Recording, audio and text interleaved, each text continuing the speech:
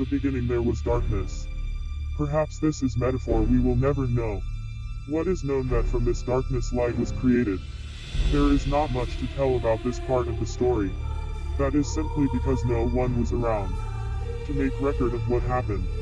So we must only assume at this point what had transpired. The Big Bang Theory is a good one, and so we will use it. After all, we have no other theory that might be suitable. So we will assume that nothing existed before darkness. There is no record of really anything around this time. So we must move forward in time to the earliest recordings ever made. We will talk about two races in particular. The first being the race of men, and the second being the race of dragons. Dragons were first to inhabit the world, to which we will call Midgard, Terra, or Earth. The race of men came near the end of the dragon reign.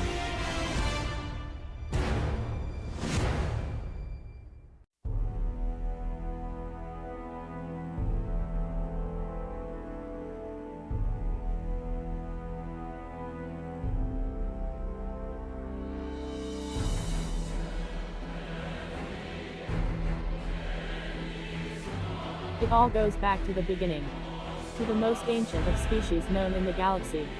Intelligent, old, and with a bit of wisdom, powerful, and some believe that they are psychic, incredibly. This species is known as the reptilian dragons. It is not known if any came before this race ancient beings. The only thing that is known is that these species have only been challenged once in the history of all time. And in all of the galaxy, our galaxy. And they have been challenged by the man species.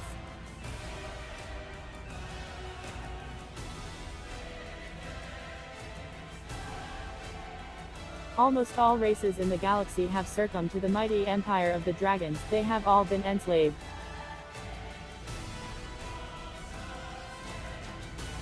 It is only the race of man that have ever been able to challenge the empire to this point. It is not known why nor how. The race of man does not have any special ability to resist psychic mind control. But for some reason it is the race of man with their refusal to be enslaved that eventually motivates them to rise up against their masters, and liberate themselves. I am Draconian. I have a message for you. It is hidden in the subconscious of your mind. It will come to you when the time is right. It is not possible for you to understand my language. I use telepathy to communicate to you. Boy, this is not a dream. Wake up.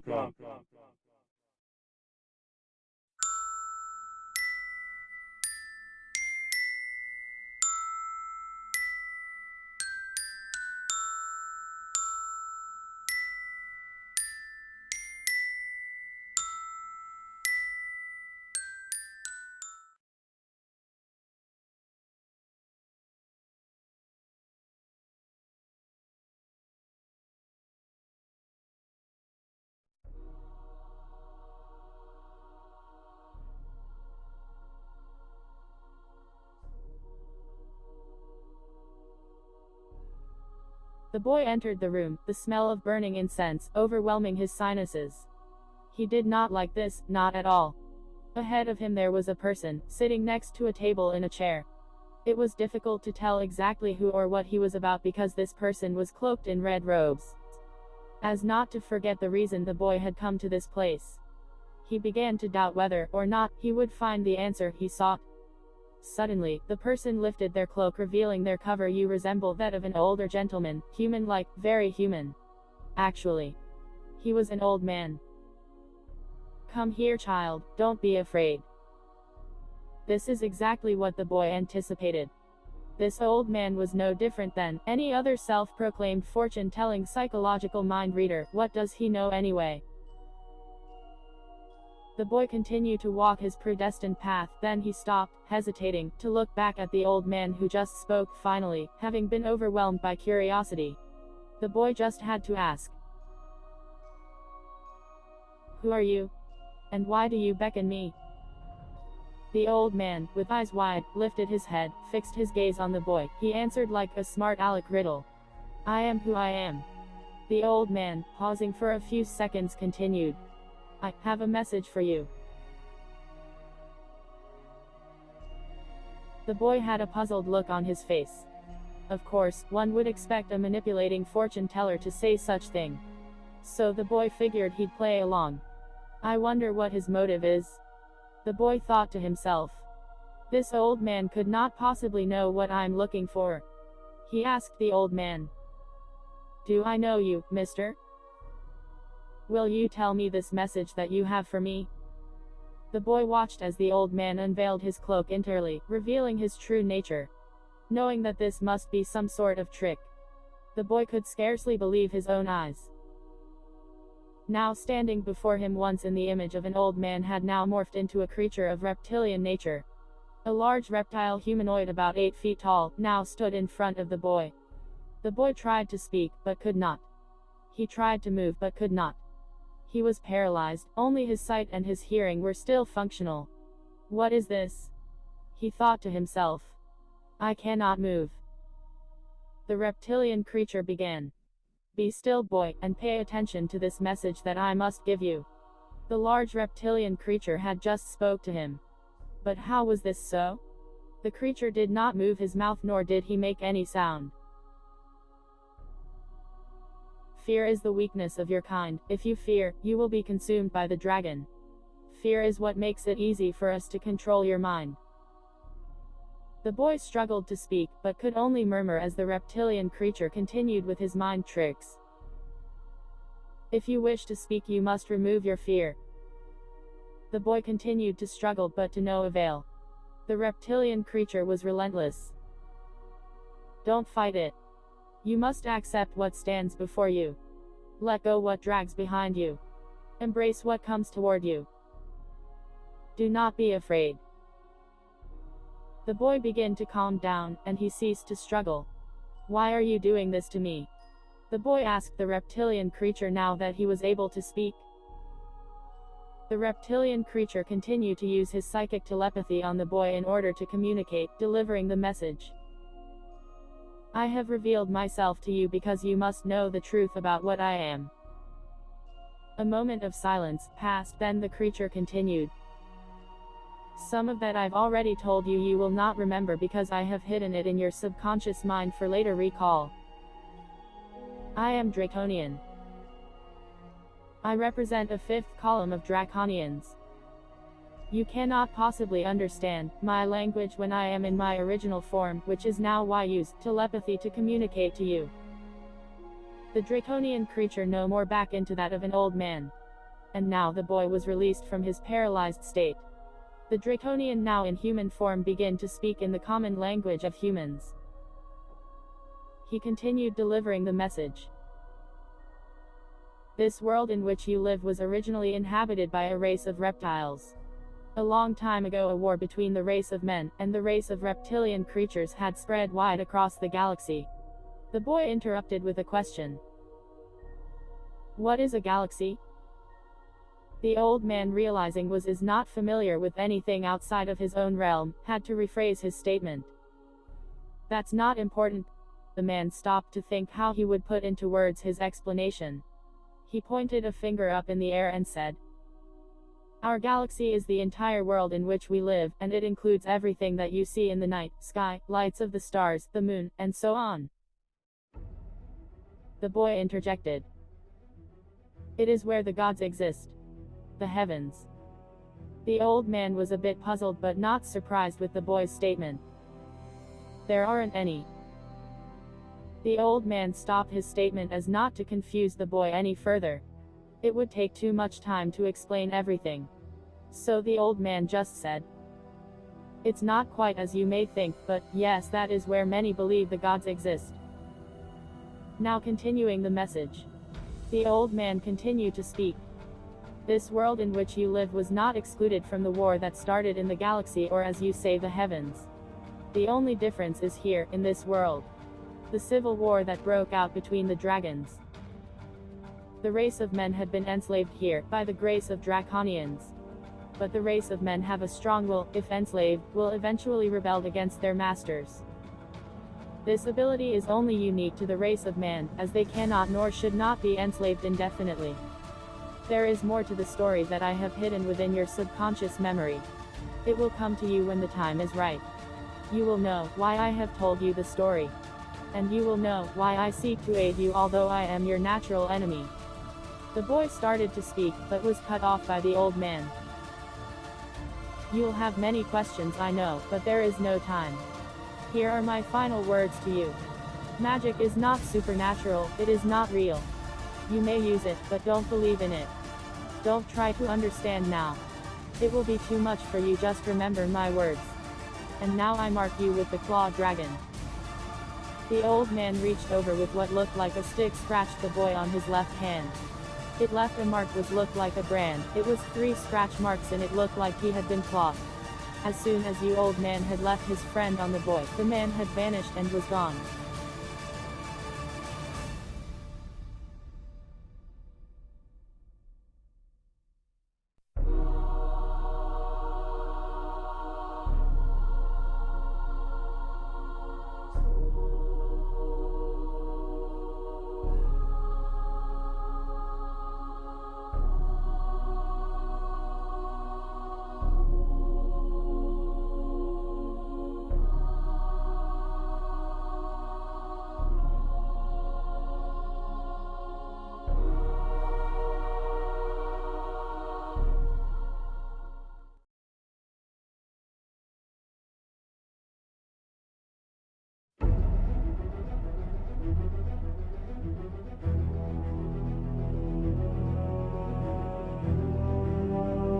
It is not possible to say when everything had started.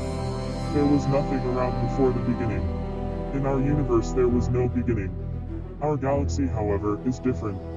It has a beginning, and it has an end. The timeline of the galaxy goes something like this.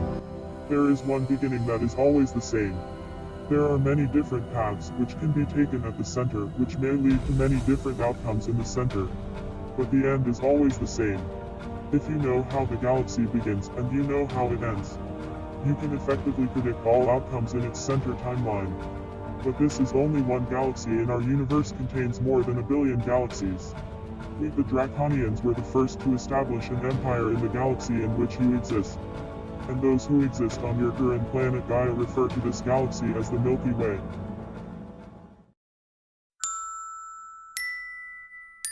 I am Draconian. I have a message for you.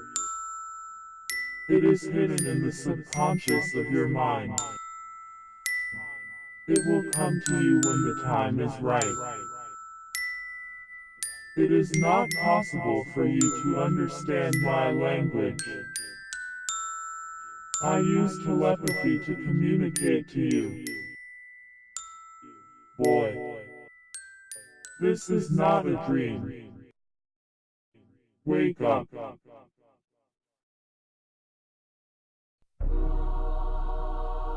The boy woke up in a halfway state of confusion. The reptilian voice from his dream still fresh in his head. I was dreaming, he thought to himself. More like a nightmare. The boy looked around at his surroundings. There was nothing out of the ordinary. It was dark with a clear night sky. One could see the stars shining bright. The night air was cool, and the sound of crickets chirping. The boy had chosen to sleep under the stars. He didn't have much money to pay for a room, besides the weather was nice. He had a sleeping bag and a backpack full supplies that he needed to make a long journey.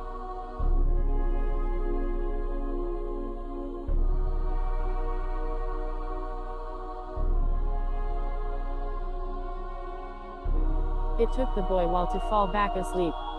He kept thinking about his encounter with the reptilian creature. He had never heard of Draconian before. A creature that can change shape without magic was strange indeed. As well as many, many thoughts that kept racing to the boy's mind. I've never heard of a galaxy.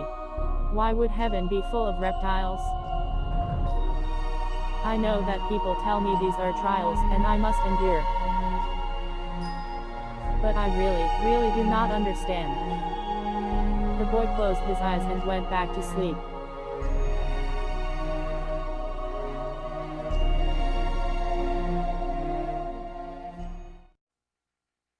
The Sol system was discovered by Draconian Empire about 4 solar cycles ago.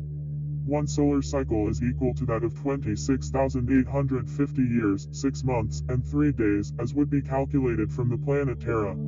However, from now on, when we refer to a solar cycle for the sake of math, we will be talking about approximately 25,000 years. There are other forms of measurement used to measure time in the galaxy in cycles. They start at the galactic scale, with the first being called galactic cycle. A galactic cycle is equal to 11.2 solar cycles, 300,725 years. Following the galactic cycle is the solar cycle. Next down on the list is the metric cycle. The metric cycle is equal to 1,000 years. Below the metric cycle is something called the genetic cycle, and the genetic cycle is equivalent minus 800 years on Tara. This was done and created by the Galactic Empire to give a perspective on time frames when referring to cycles. The most common cycles used when referring to timelines are solar cycles and metric cycles. Although sometimes you will hear references to galactic cycles and genetic cycles. After discovering the system of Sol, the first rocky celestial objects, they discovered where the moons that orbits the planets number 5 and number 6. It wasn't long before they discovered the 4th planet from the Sun, which was a rocky terrain and a small atmosphere. Not quite perfect for colonization, however, this planet would make very good outpost. And so the first planet in the system of Sol to have an outpost was the 4th planet from the Sun. Very shortly after the discovery of the 4th planet, they had discovered the 3rd planet from the Sun. This was a utopia of paradise or reptilian creatures. It had an atmosphere and a temperature suitable to sustain reptilian life. As a matter of fact, this planet they discovered that already had existing indigenous life, however primitive. These indigenous creatures not only consisted of reptilian nature, as to their surprise they discovered coexisting with them were mammals. Very primitive, however, mammals was nonetheless. Because the indigenous creatures were not considered to be intelligent enough to matter. It was then determined that the first intelligent beings on this planet were that of the Draconian Empire, the more intelligent of the reptile race. The Draconian Empire had already made their mark on the galaxy, as they were expansionists of the first kind. They needed to expand in order to survive because the systems in which they existed were becoming overcrowded and resources expended. The Empire had expanded into the territory of other intelligent races. One of these races in which the Draconian Empire had expanded into was the race of men. The race of men could not stop their advance, however, they slowed it dramatically. The Draconians suffered many losses, as did the race of men. Now the Draconians had to stop their advance and replenish their numbers and their resources. The 3rd planet from the Sun, Terra, also known as Gaia, was a godsend for the Draconian Empire. Existing in the Goldilocks zone, its center of gravity, and the fact that it had a natural electromagnetic field. An electromagnetic field can be created from technology, but it's not as easy to do as it may sound. It requires a tremendous amount of resources to start with and to keep it running, but it can be done. Very few planets in the galaxy, and I mean few, have a naturally evolved electromagnetic field. Some would say that the planet is alive. This is called the living planet, and is deserving of the title name Gaia. The Draconians start that they could use the indigenous species from this planet in order to replenish their numbers. Gaia was full of resources and which needed to be mined and returned for the use of the Empire. However, because travel does the galaxy was somewhat slow, it would take time to send word back to the home planet of Draconis in order to sustain backup support from the Empire. So the best means of defending this system was to stay hidden. And stay hidden we did. War is never pretty, but it is necessary for survival. It is essential to secure the Empire, and every species in existence with his own agenda has its own right to survive. So we the Draconians had acquired Gaia in the Sol system for our survival. We started a project on Gaia to genetically engineer a new species in our likeness, using them as slaves to serve us. The new reptiles we created were to serve as soldiers for the Empire. However, we had gotten a hold of genetic DNA from the race of man and used it to create a new species of mammals. This species of sub-man were to serve as slaves for our cause, and work on the planet Gaia, helping us to retrieve minerals and natural resources to help advance Empire's objective. We had help from a race that we had conquered a long time ago. However, they did not realize that they had been conquered because they were very susceptible to mind control. This race from the Orion constellation, they were only able to reproduce by cloning themselves. They were near the end of their time, and they could clone anything they got their hands on, anything.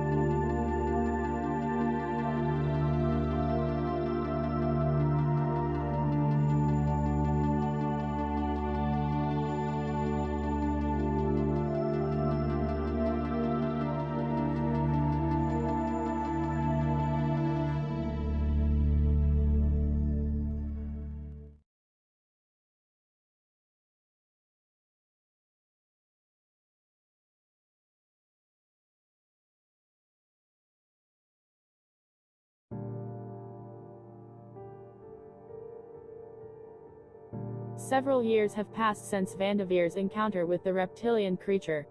I suppose that I could tell you everything that had passed between then and now.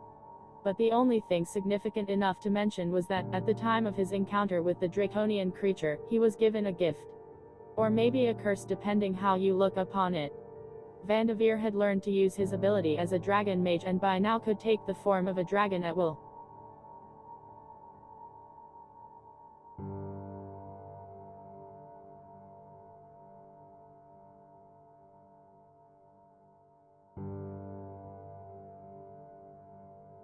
A dragon was the most evolved of the reptilian creatures, although VanDavear was that of the man species.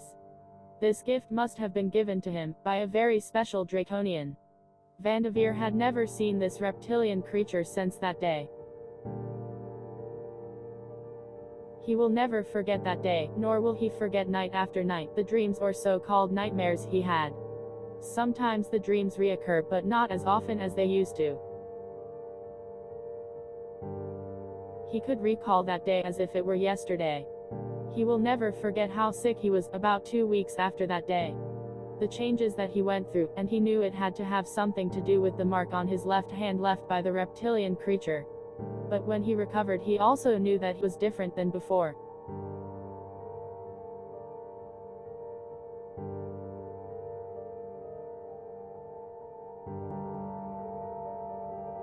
Dinosaurs compared to draconians are like primates compared to the race of men. This is the analogy that I like to use when often faced with the question in relation to relativity theory. If you question theory of evolution, I will tell you straight out with clarity the answer.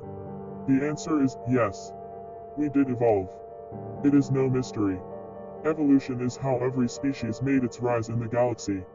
Not to mention that natural selection played the biggest role in the evolutionary process.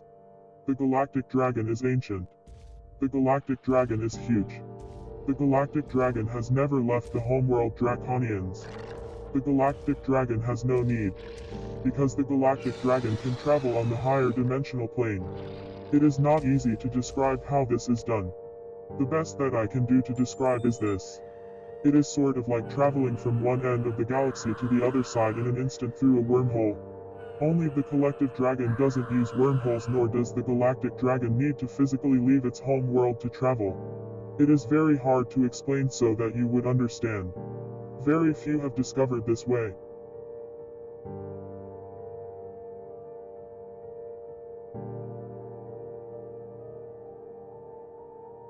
VanDavear could now finally understand most things on a higher level. He could not really speak with anyone of his encounters of the past, or the knowledge that he had about the dragons. VanDavear now stood forever alone in this world. And since his encounter with the draconian creature, VanDavear's elusive consciousness would forever haunt his mind.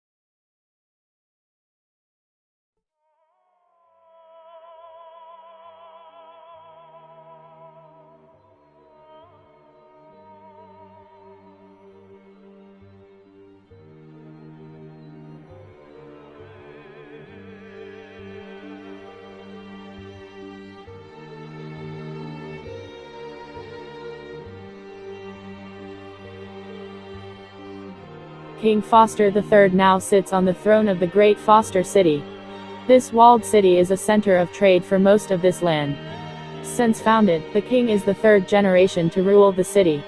Bewitched under an unknown source. King Foster III is under a powerful Brul Hadia. This hex is so powerful, it cannot be broken.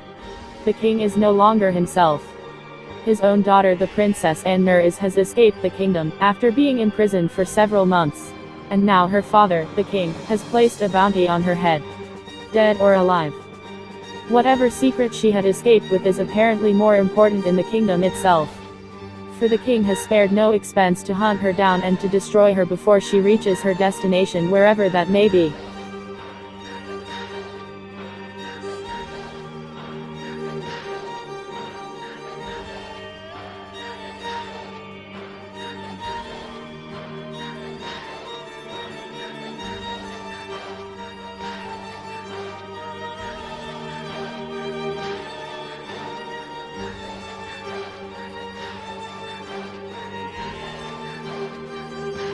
It was believed that the princess had escaped by ship, and so the king dispatched the entire royal navy. By order of the king, all privateering in this region became outlawed. By now King Foster III trusted no one.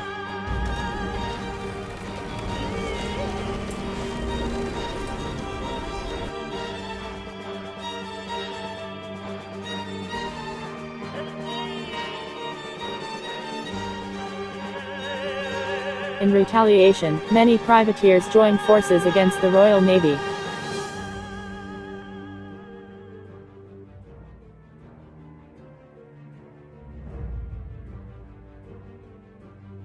The Royal Navy was spread too thin.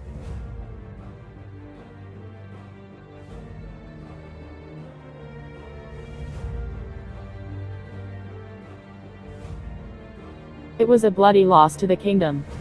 For the princess was not found at sea. Instead, however, sources say that she went north with 20 men of the elite guard under her command. To the north was the Valley of Giants. This is a dangerous place to go. More so now, for winter was upon them. And in the Valley of Giants the winters were the most brutal. Survival was slim at best.